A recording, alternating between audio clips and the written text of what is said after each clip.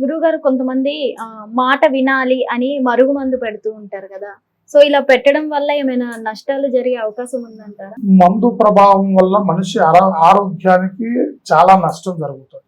మరుగు మందు మనిషికి రాసేటిది, కాలుకు రాసేది, మాడకు రాసేది, ఒంట్లో ఏదైనా పెట్టి తినిపించేది.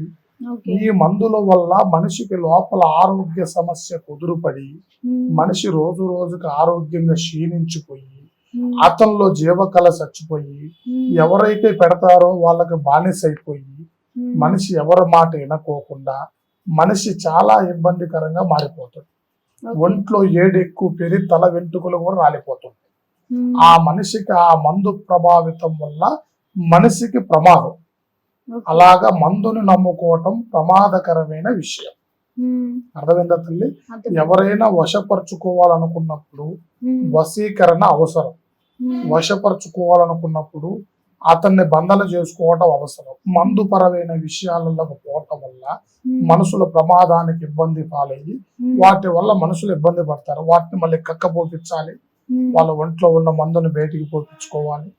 అది మా దగ్గరకు వస్తే చేతిలో పసర పోసి వాళ్ళకి మందు ఉందా లేదా చూసి వాళ్ళకి ఏ ప్రమాదం ఉందా లేదా అనేది మనం గమనించి వాళ్ళ ఒంట్లో ఒకవేళ ఉన్నా కానీ మేము మందు కక్కపోపిస్తాం. అది ఉంది అని ఎలా తెలుస్తుంది గురుగారు? మనిషిలో ఒంట్లో ఉంటే మనిషి ఆరోగ్య క్షీణించిపోతుంటది. మన దగ్గరకు వస్తే చేతిలో పసర పోస్తాం.